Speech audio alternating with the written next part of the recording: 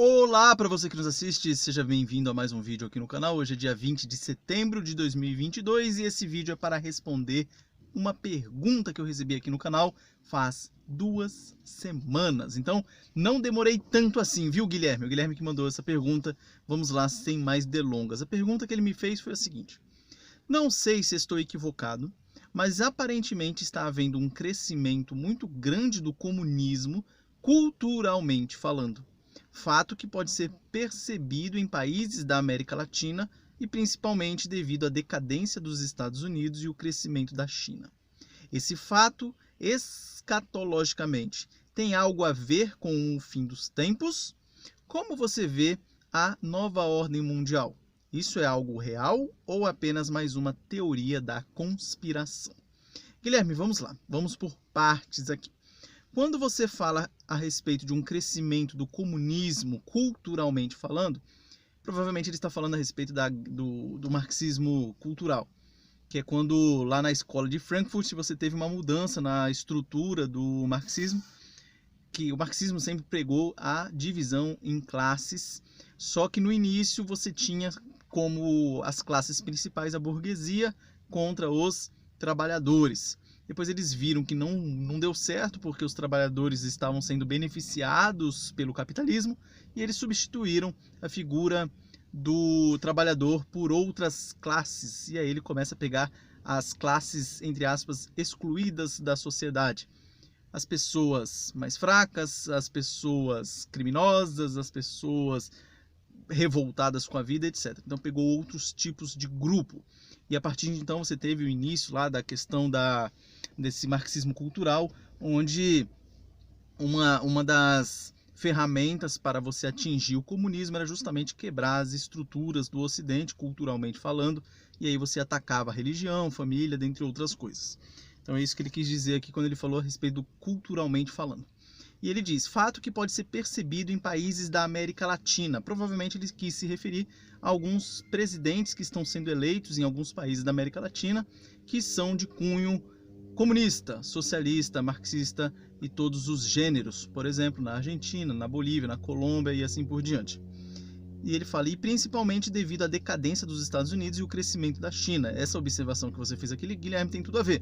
Realmente, os Estados Unidos deu uma escorregada aí, esse vírus do marxismo cultural invadiu a mentalidade norte-americana, isso é visível, tanto que nós temos aí como presidente atual o Joe Biden, que em ocasiões normais jamais ele seria eleito num país declaradamente conservador como é os Estados Unidos. Então você tem razão, decadência dos Estados Unidos e o crescimento da China. E isso você tem razão também, que a China hoje é uma das potências no mundo e tem suas ramificações espalhadas por aí. Então vamos lá, respondendo a sua pergunta sobre esse crescimento do comunismo. Guilherme, é o seguinte, se fosse... Eita, um cachorro ali quase foi atropelado. Se fosse em um tempo atrás, eu te responderia que eu concordava com você com relação a esse crescimento do comunismo, principalmente olhando para o Brasil. Mas, hoje, eu não sei, eu tenho uma dúvida. Porque até um tempo atrás, principalmente no Brasil, você só tinha uma voz falando, que era a voz da esquerda. Então você tinha uma hegemonia de narrativa no Brasil e você não tinha quem fazia o contraponto. De um tempo para cá, o movimento, vamos dizer assim, de direita no Brasil começou a crescer. Então você tem o advento das redes sociais, onde informações começaram a chegar, informações que estavam desvinculadas à grande mídia. Então você tem aí um monte de gente que já não se identificava mais com a esquerda. Então você tem um movimento, a impressão que eu tenho é que você tinha uma hegemonia da esquerda, pelo menos da narrativa de esquerda, porque o povo brasileiro ele tem a característica de ser conservador, sempre foi. Então você tem aqui uma hegemonia de narrativa esquerdista e você tem esse movimento de direita aparecendo. As pessoas começaram a ver, opa, peraí, essa narrativa de esquerda tem alguma coisa errada. E foi fazendo isso, o pêndulo foi virando. É só você observar os dois candidatos a presidente da República hoje em dia, os dois com chances reais de ganhar, Bolsonaro e Lula, e você percebe que um arrasta multidões para a rua e o outro não consegue juntar gente numa quadra de futsal. Então você vê que parece que nós estamos vivendo no Brasil um período de transição, onde as vozes anti-esquerda estão passando a predominar, embora a nossa grande mídia ainda seja muito tenha muita tendência esquerdista ainda, mas pelo que nós observamos no Brasil, está tendo essa mudança, então nós estaríamos aí num período de transição. Então eu não sei se no Brasil, pelo menos, o comunismo é muito maior do que em outros locais. Talvez ele esteja mais barulhento. Talvez um grupo pequeno deles, porque eles são realmente mais organizados, consigam fazer mais barulho. Afinal, nós temos lá o Supremo Tribunal Federal Brasileiro, que é composto por quase 8 ministros que foram colocados por presidentes de cunho socialista comunista. Então você tem aí poucas pessoas que acabam tendo uma voz destoante e acaba parecendo que é a maioria, mas olhando para o Brasil, eu acho que não é maioria não. Eu acho que é minoria, mas é minoria barulhenta. Mas vamos lá. Aí você comentou o seguinte, esse fato, ou seja, o crescimento desse comunismo aí cultural, esse marxismo cultural, escatologicamente, tem algo a ver com o fim dos tempos? Guilherme, é o seguinte, o fim dos tempos começou com a crucificação, a morte, a ressurreição e a ascensão de Jesus Cristo. Aquele momento marca o início do fim dos tempos. Nós estamos vivendo o fim dos tempos. Ou seja, quando Jesus voltar, vai acabar esse tempo que nós vivemos aqui. Então nós já estamos vivendo o fim dos tempos. E desde antes de Jesus vir, você encontra relatos na Bíblia que fala a respeito dos reinos que seriam abalados antes da vinda de Jesus.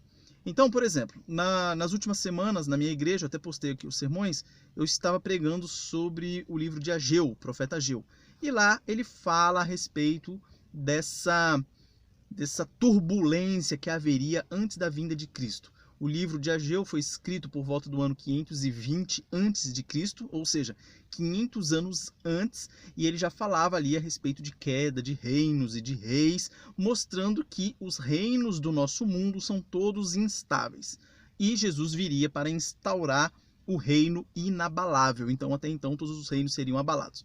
Depois de Jesus Cristo ter ascendido aos céus, nós vemos sempre, desde o início da era cristã, nós sempre temos reinos caindo, reinos subindo, reis caindo e assim por diante.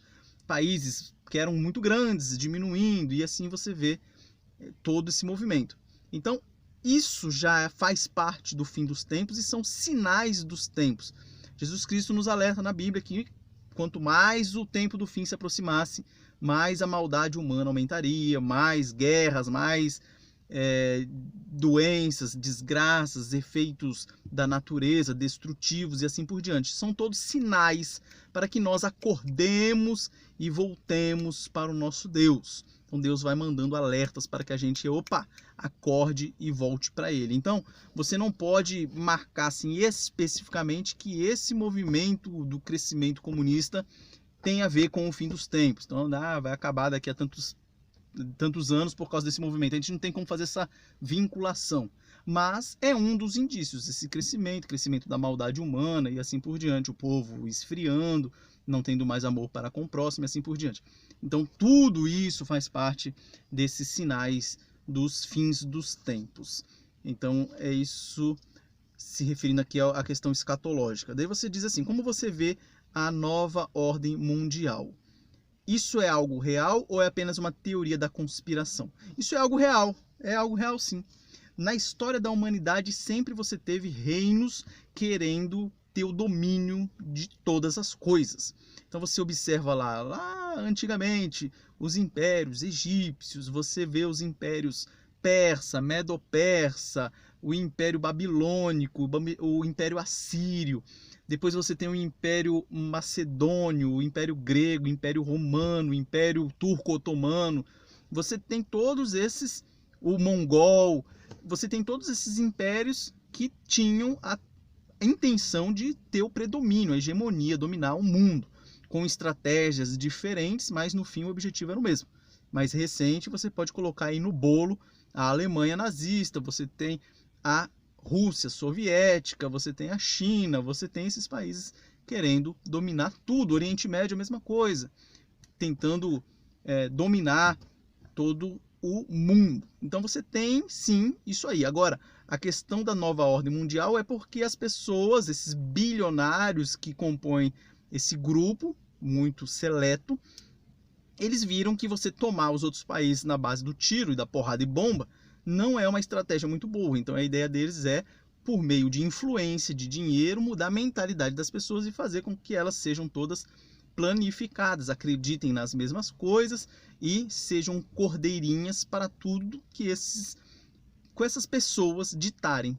Ditou as regras, todo mundo diz amém. Por isso que o cristianismo é um dos impeditivos para esse pessoal e eles usam como uma de suas ferramentas para os seus objetivos justamente destruir o cristianismo, destruir a base, o tripé ocidental, a filosofia grega, o direito romano e a ética judaico-cristã. Então eles vão buscar destruir esse tripé que mantém o Ocidente de pé. Então eles vão tentar sim fazer a hegemonia e para controlar todas as coisas que acontecem no mundo. É só você pensar aí, finge que você é um cara trilionário, não sabe mais onde botar o teu dinheiro, você provavelmente queria ter influência, poder e dominar o mundo. E é isso que eles querem, ter uma administração geral das coisas. Eu indico aqui 3 livros para você a respeito desse tema.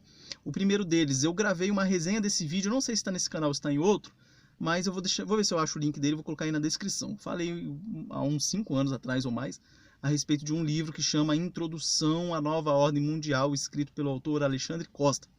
Livro muito bom, fininho, só dá uma pincelada, porque esse assunto é bem complexo, mas já é um livrinho legal assim para você começar a entender algumas coisas a respeito desse tema. Então, Introdução à Nova Ordem Mundial, de Alexandre Costa. Eu indico também um livro chamado Como Viveremos, do autor Francis Schaeffer. Muito bom esse livro, e olha que o autor morreu na década de 80, mas é muito atual as coisas que ele fala a respeito do que estaria acontecendo hoje no nosso mundo. Tem um documentário no YouTube que você coloca lá Como Viveremos, você vai ver o documentário antigo, por isso a imagem não é tão boa, mas o áudio tá bom, do próprio Francis Schaeffer fazendo ali um documentário, se eu não me engano são 10 episódios, falando a respeito do que ele trata nesse livro. Muito legal, eu recomendo você assistir lá. E por fim, eu recomendo que você leia um livro chamado Tempos Pós-Modernos, que foi escrito pelo autor Jenny Edward Waite Jr. Muito bom esse livro também, trata dos tempos em que nós estamos vivendo. Ele não fala especificamente da palavra nova ordem mundial, o do Francis Schaeffer também não, mas você vai conseguir perceber ali algumas nuances relacionadas a isso. Francis Schaeffer, por exemplo, no livro dele, ele trata de produtos que estariam sendo colocadas em água, na distribuição da água nos Estados Unidos, visando deixar a população menos fértil e assim poder controlar quem é que ia nascer, quase um projeto nazista reformulado. Então muito legal, muito interessante esses 3 livros aí. Eu recomendo que inclusive siga essa ordem. Comece lá pela Introdução à Nova Ordem Mundial, que é uma leitura mais leve, mais tranquila. Depois Como Viveremos, já é um pouco mais, já começa a ter mais conteúdo, e o Tempos Pós-Modernos é uma leitura não tão simples assim, um pouco mais pesada, mas muito esclarecedora, muito boa também. E é isso, respondida a sua pergunta. Eu tenho mais algumas perguntas para responder de algumas pessoas que me mandaram aí no canal. Pretendo respondê-las aí durante essa semana. Se não der tempo essa semana, eu vou respondendo aí conforme dá, beleza? Um forte abraço a todos, que Deus abençoe a sua vida. Até a próxima. Valeu!